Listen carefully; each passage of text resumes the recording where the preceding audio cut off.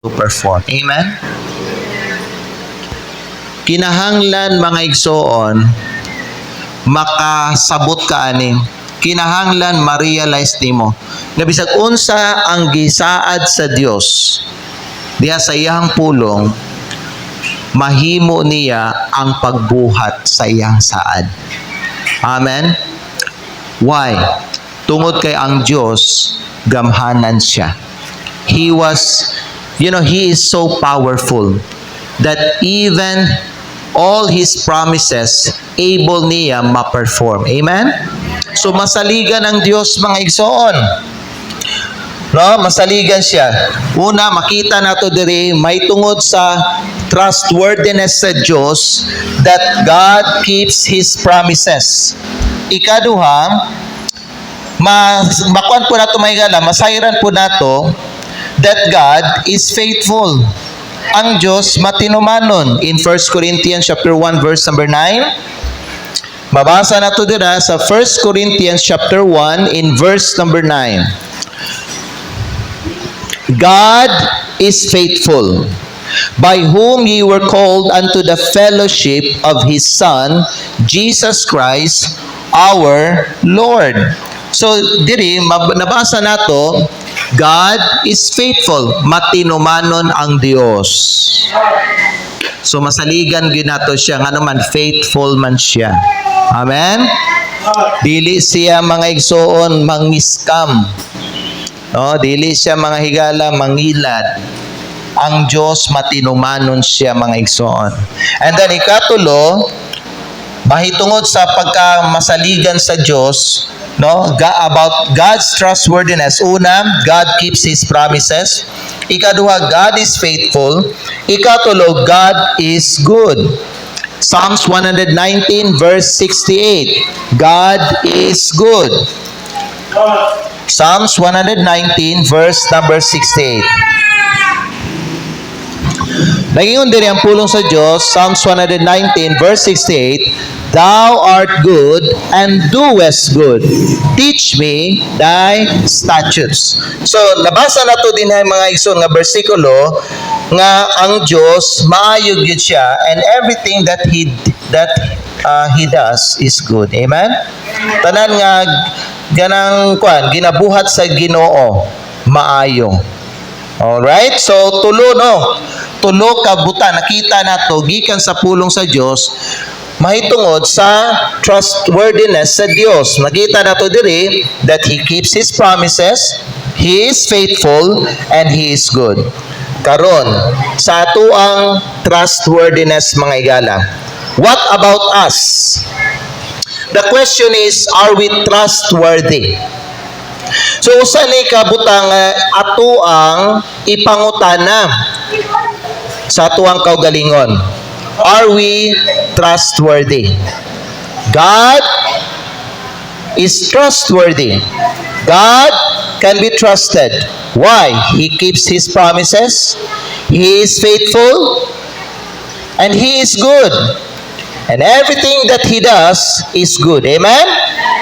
Ang question kita, are we trustworthy?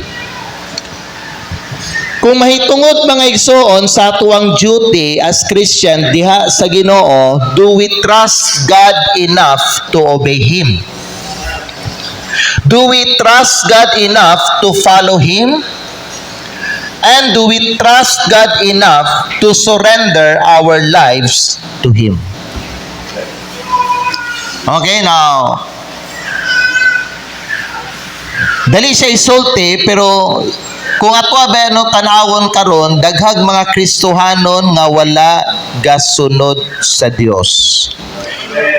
Wala gatuman sa iyahan o wala mihatag sa ilang kinabuhi diha sa Dios. So it simply means mga igala nga wala sila'y salig sa Dios. Ikaw higala, nagasalig ba ka sa Dios diha sa imuhang kinabuhi?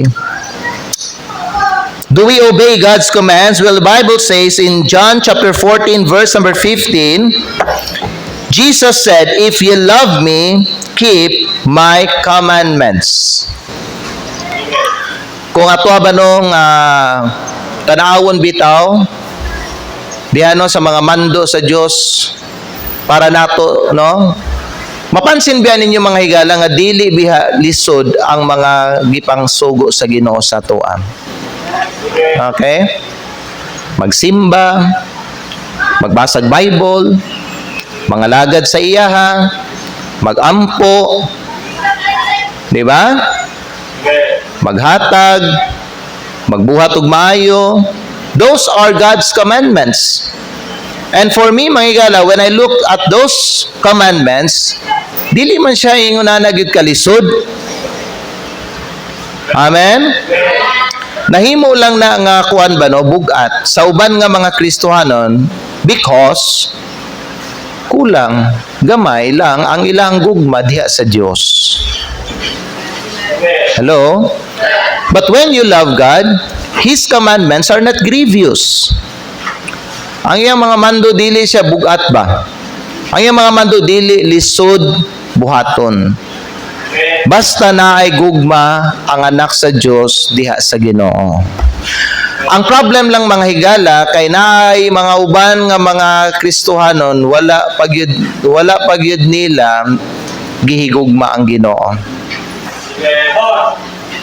Wala pa nila gihigugma ang Ginoo. Ilahan ang ginasulti sa ilahang kaugalingon, pero ang tinuod mga higala, wala pa gyud nila gihigugma ang Ginoo. Ikaw higala, gihigugma na ba gyud nimo ang Ginoo? Okay? Ang question, gina-obey ba nimo siya? Another question, kung imuhan ng gihigugma ang Ginoo diya sa imong kinabuhi, unsa may sacrifice ang imong gipakita sa iyaha? Because true love requires sacrifice. If you're not willing to sacrifice for something for the Lord, then your love for Him is not genuine. True love requires sacrifice. True love is seen by our obedience to His commandments, and true love requires commitment. Are we committed to Jesus? Committed to what, Pastor? Committed to following Him. Amen? Wala na ba yung mga reservation diha sa imuhang kasing-kasing? What do you mean, Pastor?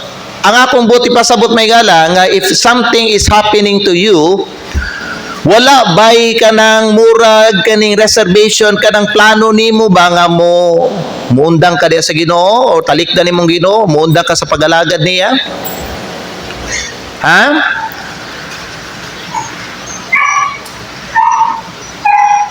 Bisan nga ikaw mga igsoon may atubangon nga mga problema sa imong kinabuhi, wala bay ka ng kuan diha ba room sa imong kasing-kasing nga nagplano ka nga kung kuan man gani na mahitabuan ni sa kuha, like, let's say na mamatay or na sa among pamilya or basin ako'y atubangon nga financial nga problema ingon ani, mao ni akong buhaton nako. Because you can see it to other Christians nga mauna ang ilahang ginabuhat silang kinabuhi. Na sila yung mga reservation. Dili sila totally and completely committed sa pagsunod sa Ginoo. Musunod lang sila sa Ginoo when everything is doing well in their life. Okay? Musunod lang sila sa Ginoo kung walay mga problema. Musunod lang sila sa Ginoo kung na sila'y kwarta. But if all those things are gone, they will leave God. Biyaan nila ang Diyos. Biyaan nila ang pag-alagad. Biyaan nila ang pagsimba. Biyaan nila ang ilahang, ilahang bawion, ang ilang commitment sa Ginoo. Nabay ingunana diha sa imuha pod. Kay naay mga uban nga Kristohanon ingunana ang ilahang ginabuhat. Maayo lang sila kung okay ang ilahang dagan sa kinabuhi. Pero pag nanay mga kakulian, nanay mga trials, nanay problema, sulayan sila sa Diyos, or nanay mga challenges, they will quit on following God. They no longer obey His commandments. Well, those kinds of Christians, may gala, don't really love God. Okay?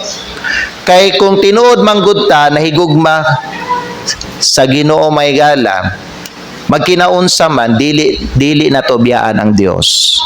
Dili na to siya isalikway. Amen? Magpabilin gyapon ta sa iyaha. Mao na siya may galang tinuod nga gugma. Okay, ang tao nga tinuod na higugma sa imuha mga igsoon, maunsa man ang imuhang kinabuhi, mapobre man ka, mapurdoy man ka, whatever unsa imong ginatubang nga trials, that person will never leave you. He will always naa siya diha sa imuhang kiliran. Amen? Pariha kay kuan ba? Pariha kay Ruth. Si Ruth man to no? Yes, iyang daughter-in-law. Daughter-in-law ni Naomi. Katong namatay ang bana ni Naomi, namatay ang bana ni Ruth. Ingon na si Ruth mga igala nagpabilin gyud gihapon didto kay Naomi.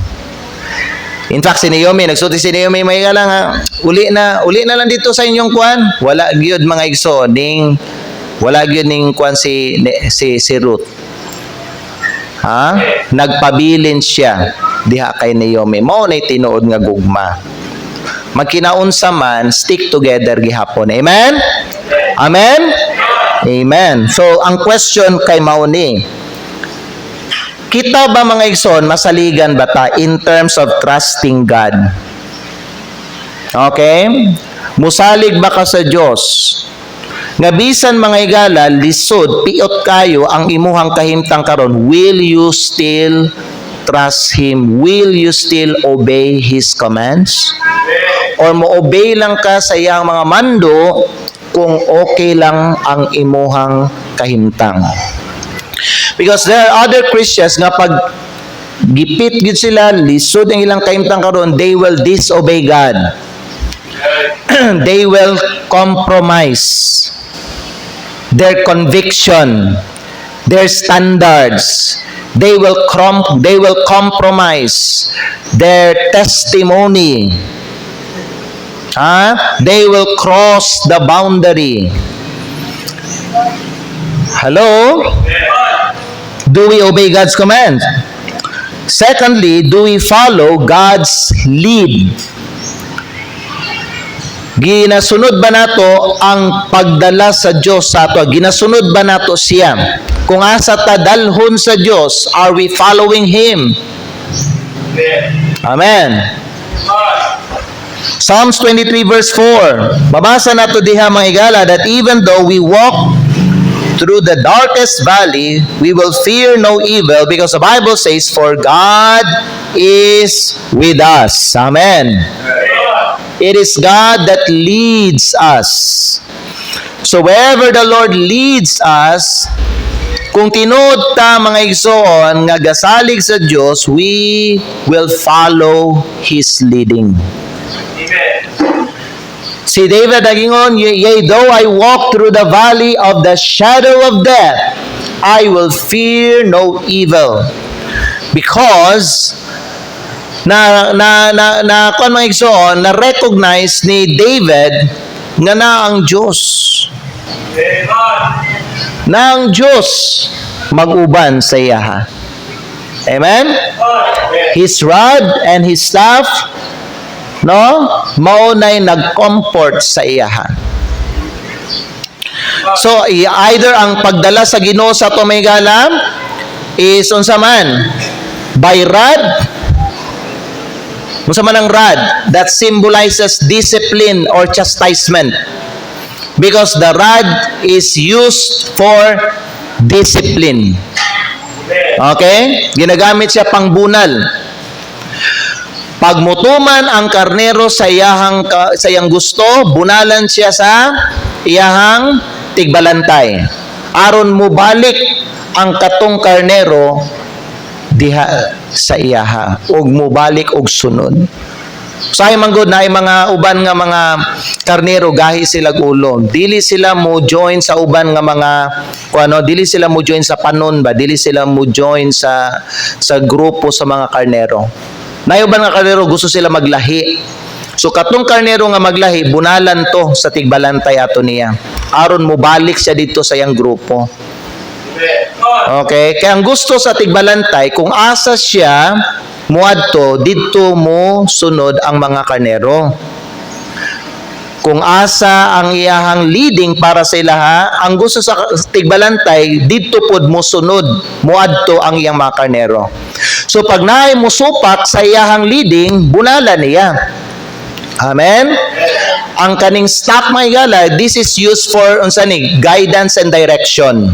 Ang kaning staff. So ang staff ginagamit siya for guidance, ang rod ginagamit siya for discipline. So kung asa ka ginadala sa Dios, God expects you to follow Him. Usa na katimailhan nga kung ang Kristohanon pud gasunod diha sa leading sa Dios, nagsalig gyud siya diha sa Ginoo. Sa panahon nga magsugod ka og sunod sa imuhang gusto, ikaw higala mura kag nahisama atong karnero nga naglahi dito sa iyang grupo. So sa panahon pag tinuod ka anak sa Dios unya may panahon sa imong kinabuhi or moabot ang panahon diya sa imong kinabuhi nga gusto ka maglahi, gusto ka magkinabuhi imuha nga wala ang Ginoo. Gusto ka mga igsoon nga kanang sundo nimo ang kanang gusto sa imong kasing-kasing o sa imong kinabuhi. Ayaw katingala nga bunalan ka sa Ginoo. Kay moabot gyud ang panahon mga igsoon, pag tinuod ka anak sa Dios, maggusto ka maglahi. Gusto ka mo gusto ka mo separate sa imong grupo, gusto ka mo separate diya sa Ginoo. Kung anak ka niya, moabot gyud ang adlaw nga bunalan ka sa Ginoo. Gamiton niya ang iyahang bunal, rad. Unya bunalan ka, aron mo balik ka. Part na sa pagdala sa Dios sa imuha. Mo na usa sa mga lesson nga dapat nato makatunan karong buntag nga i-purpose gyud nato dinhi sa atong kinabuhi. Nga musunod kita sa Ginoo. Bisan mahigala, no? Ang dalan nga atong ginalakwan murag ngit-ngit siya, di nato masabtan, di nato makita ang nasa unahan mahigala. Musalig lang ta sa Dios. Kay diha man ta niya gidala. Musunod lang gyud ta diha sa Ginoo. Kaya nga naman, ang Diyos ang nahibalo sa tama nga dalan para sa atong kinabuhi. And God is always leading us to the right path. God is always leading us to the path that leads to life and blessing. Now, namagayuban nga mga Kristohanon nga kanang magkuan sila, magduwa-duwa sila.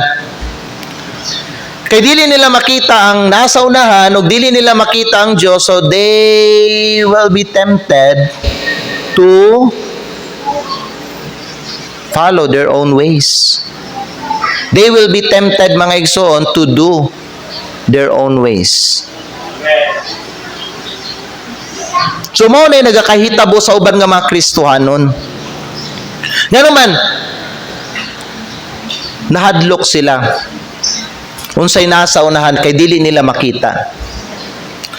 But kani ang ako isulti sa inyo kung kay balok ka nga diha sa imong kinabuhi ginasunod nimo ang Dios, bisan pa nga ning abot na ka sa dalan nga murag ka ng ngit-ngit diha sa imong unahan mga igsoon, ayaw og kanang hunong sa paglakaw ana nga dalan, because kung diha ka gidala sa Dios, naa ka sa tama nga dalan gihapon. Nasabtan ninyo?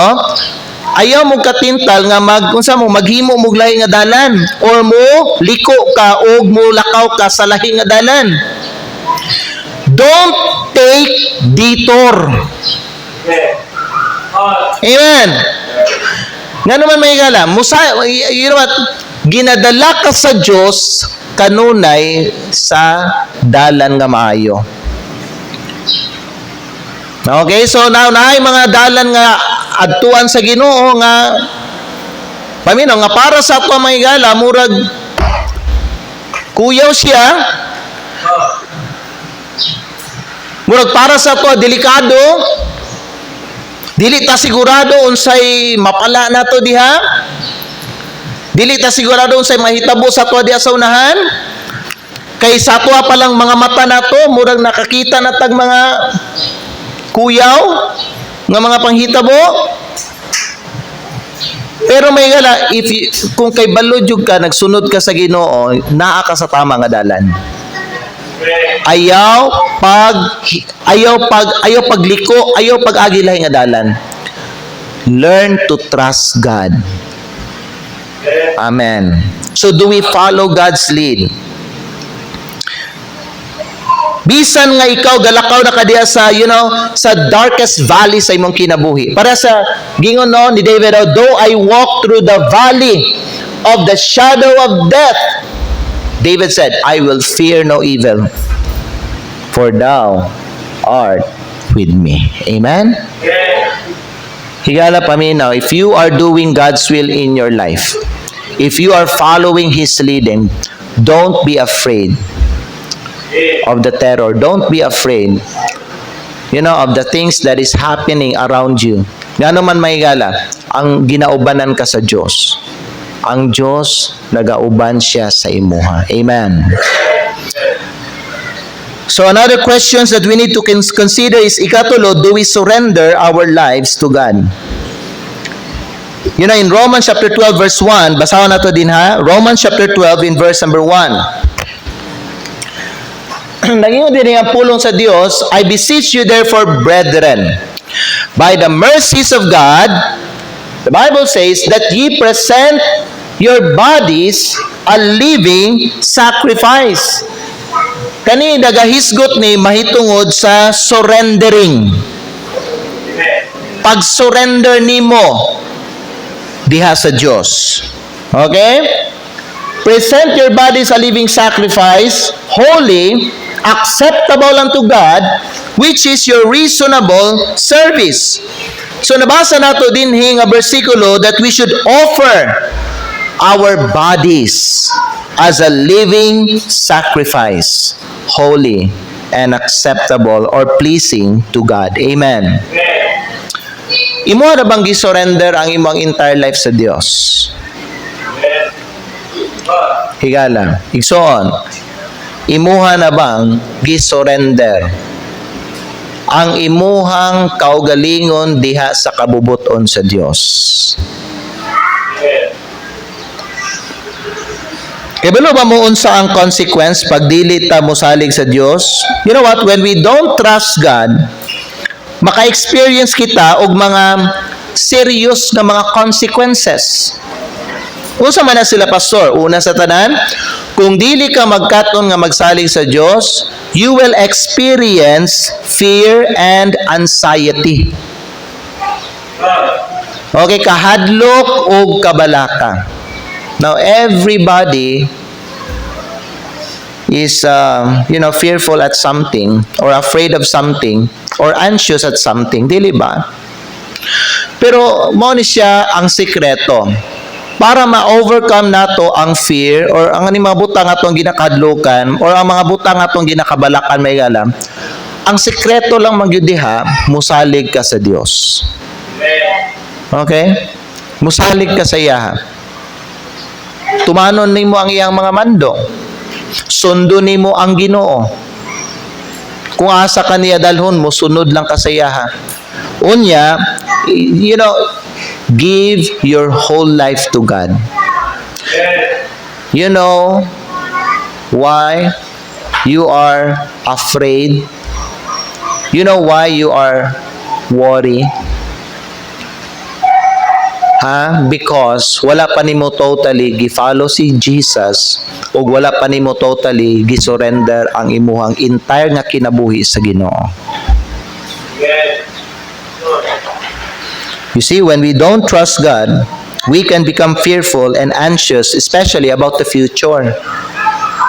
Amen. Kaya kung ikaw magsalig ka sa Ginoo Maygala, imo ang gisurrender imo kinabuhi, even ang imong kaugmaon gisurrender nimo sa Ginoo. You let the Lord handle your life. Okay? Nasabdan niyo? Ikaduha nga ma-experience mo Maygala, mo ni siya ang consequence. Ikaduha.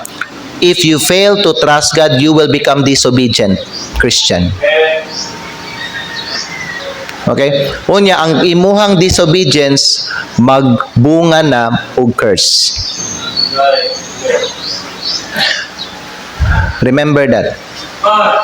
Kung ikaw dili mo salig sa Dios, you can become disobedient ug magrebelde ka sa iyang mga mando ug kana magresulta og tunglo diha sa imuhang kinabuhi. Kay nga ni ang gingon sa Bible. Ato ang basahon ni Deuteronomy chapter number 11. Deuteronomy chapter number 11 mga igala, in verse number 20. Tanaw na in Deuteronomy chapter number 11 in verse number 28. The Bible says, "And a curse if ye will not obey the commandments of the Lord your God." Hello. So ang pangutana may mo sa willing baka mosalig sa Dios. Kay nakita nato karong buntag ang Dios masaligan nato because He is faithful.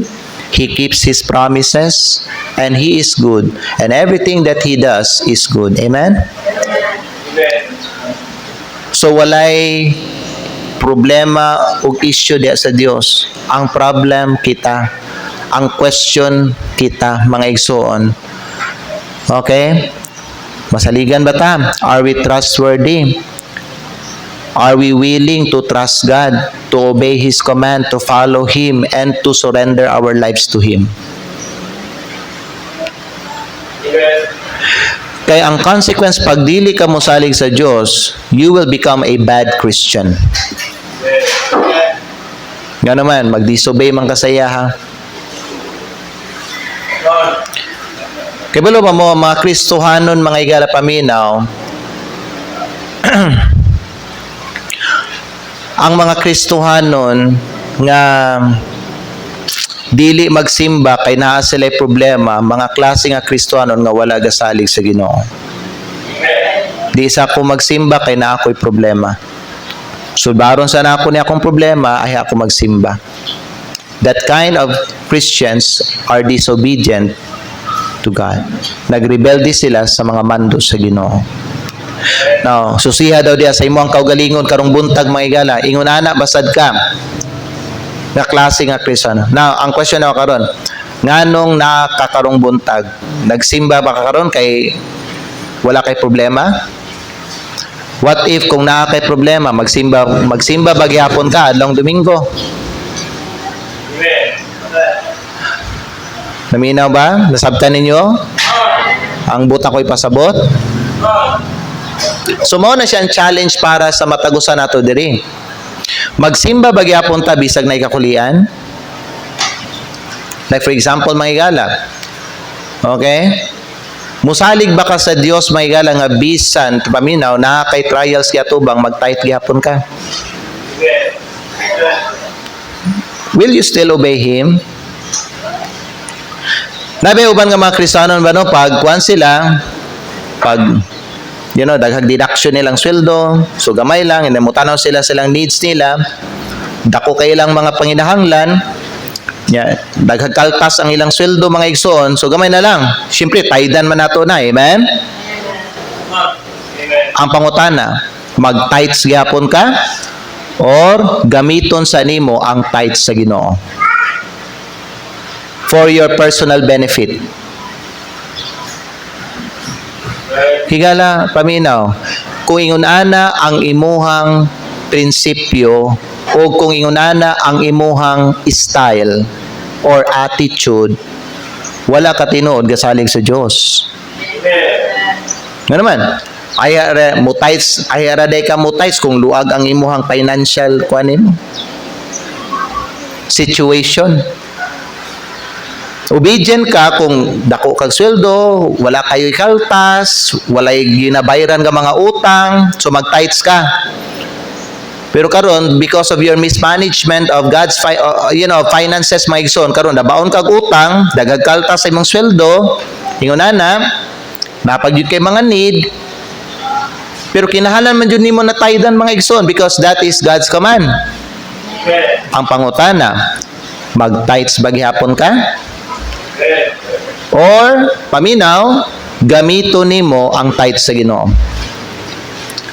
And that is one of the reason nganong paminaw wala na sila tagai sa Ginoo, because ang Dios dili na mosalig sa ilaha.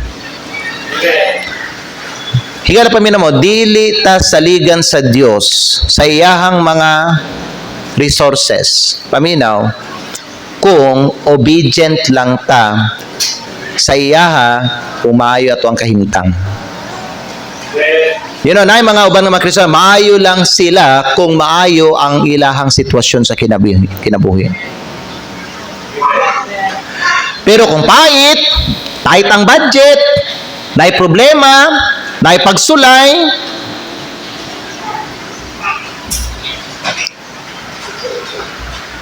mag-disobey sila sa Ginoo. Higala, usa nga bantayan nimo, pag dili ka mosalig sa Dios, you know what? Don't just trust God. Okay? Sa maayong dagan sa sa panahon nga maayong dagan sa imong kinabuhi. Dapat ang imuhang pagsalig sa Dios, i-practice nimo na siya even sa panahon nga pait, lisod ang kahimtang nimo. Ipakita nimo nga ikaw obedient gyapon ka sa iyaha. Ipakita nimo paminaw, ipakita nimo may galad sa imong kinabuhi nga gasalig gyapon ka sa Dios. Dili kay maayo lang ta kung okay ang ato ang kinabuhi, okay ato ang kahimtang, natay kwarta, maayo man, luag, komportable, di ata magsimba, daigo na tong Ginoo, maghatag ta, mag-tithes ta faithfully. Pero kung kita hagiton sa Ginoo, kung kita sulayan sa Ginoo, ang pangutana, musalig bagyapon ka sa Ginoo. Dili ba mausab ang timplada sa imong kinabuhi? Dili ba mausab ang imuhang attitude? Dili ba mausab ang imong espiritu? Basin mo kalit lang ka mga igsoon o ka disobedient. So sa dihang giayag ka sa Ginoo, diha na pamatud-an sa Dios, dili ka genuine nga anak niya. Amen. Ngano man, ay maanod man day ka di ay, kung padalhan ta ka og bagyo, kung padalhan ti ka og balod, kung padalhan ti kag kusog nga hangin, ay makakuan man day ka, mag-collapse man day ang imuhang pagsalig sa kuha. Kita niyo mahigala, gina-test ta kanunay sa Ginoo.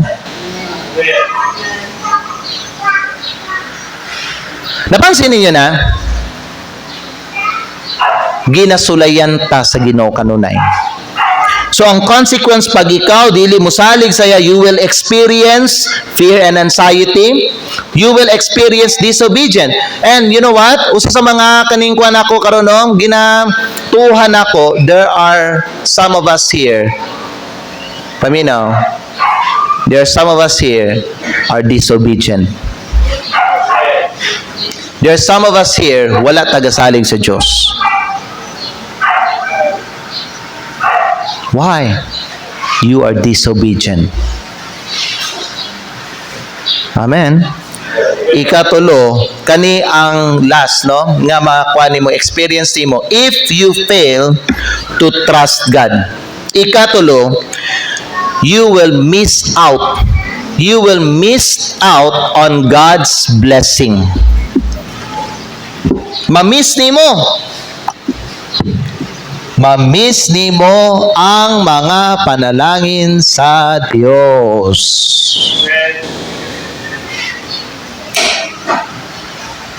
Amen.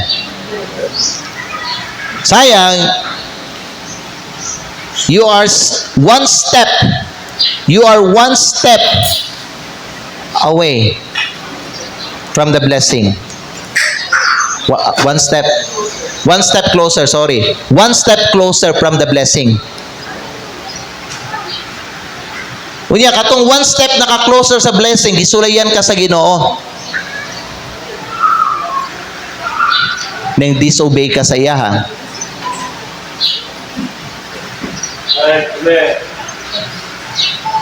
Now, iyan ang utang ihatag ang blessing. But you fail the test. Instead, ang gihatag niya sa imuha, curse. Amen. So tanawa, if you fail to trust God, paminaw, if you fail to trust God, you will miss out on God's blessings. Amen. Nasama sa katong giwali biton ako last Thursday night. Some of you are not here last Thursday night, pero ang ako ang giwali last Thursday night is don't question God. Before you question God, ask yourself first. Sa ayon na kani mga nagakahitabo sa atong kinabuhi may galaw, the first person nga ato ang i-blame pag natay mga kakulian, say ang Dios ang ato ang i-blame dayon. But before you question God, ask yourself first, is there something wrong? Kinsay na ay mali, ang Diyos o ako? Kinsay na ay kapakyasan, ang Diyos o ako? We need to consider that in our life. Okay? Dili ta mo put og blame dayon sa Ginoo, dili dayon nato mga igala i-question ang kaayo sa Ginoo, dili dayon nato i-question ang faithfulness sa Ginoo, dili dayon nato i-question mga igala ang yang kaluoy niya, dili nato i-question ang Ginoo. We should always ask or question ourselves first. Kay bisag unsay nagakahitabo sa atong kinabuhi, dili ang Dios ang naay problema, kita. We miss something. We fail to do something. Amen. Mo kay nga ako isulti bitaw sa uban nato diri kung naa kay ginapangayo sa Ginoo. Kay naa kay tinguha diha sa imong kinabuhi, you better obey His commands. Amen. Kaya ang uban ng mga Kristohanon, paminaw, uban ng Kristohan, gusto nila mangayo lang ng mangayo diya sa Ginoo. But they don't want responsibility. They don't want obedience. Gusto lang sila mangayo, Lord, tagay ko ni Lord, kay balod ko sa akong tinguha, Lord, mao gini Lord, paghihatan ni mo Lord, mao ni akong buhaton Lord. Na sila mga inunana, pero di sila gusto mo obey. So ang ako ba nung advice sa inyong tanan diri, kung naa kay ginapangayo sa Ginoo, siguruha mo obey ka sa iya. Kay kung dili na paminaw, kung dili mo abot ang butang nga imuhang ginapangayo mga igala, ayaw i-question ang Dios. Ayaw ingna ang Ginoo. Abi ko ba Lord nga maayo ka? Abi ko ba nga mudungog kag mga pagampo? Abi ko ba Lord nga faithful ka? Ayun, dili na to i-question ang Ginoo sa iyang faithfulness, sa iyang kaayo. Dili na to i-question may gala kung kasaligan ba siya, kay ang Dios mudungog siya mga pagampo, mutubag siya mga pagampo, muhatag siya mga panalangin, faithful siya. I mean, he keeps his promises. The problem is not God, the problem is us. Are we being obedient? Are we being obedient?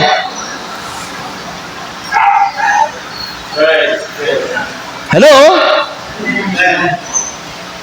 Kung dili ka gusto tunglohon, pag-obey. Kung dili ka gusto matunglo, salig sa Dios ug sunda siya. Surrender your life to Him. Amen. Kung naa kay kinapangayo sa Dios, you better be faithful to God and obedient to His commandments. Di man ka mo, pamina, di man ka mo gusto madismaya.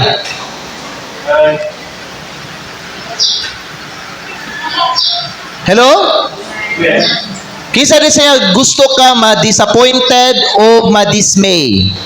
Dismaya. Kasi taas kayo tag-expectation sa Diyos. But mostly may gala, dili ihatag sa Diyos ang ato expectation because, pamina, we are being disobedient to Him. Amen?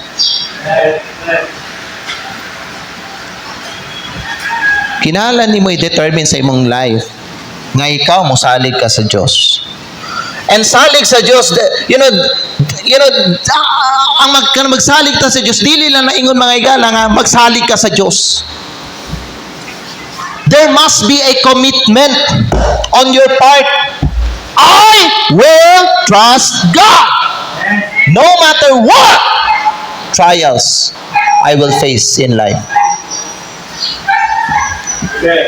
Sa kalisod o sa kahayahay, sa panalangin o sa kaning pagsulay, musalig ko sa Dios. Di na ko usbon ang ako ang dedication, akong devotion sa Ginoo. Magsimba gyapon ko, musunod gyapon ko sa iya, tumanon gyapon ako yang pulong, mag-tights gyapon ko, mag-alagad gyapon ko sa Ginoo. Amen. Siya kasaligan, ikaw kasaligan ba?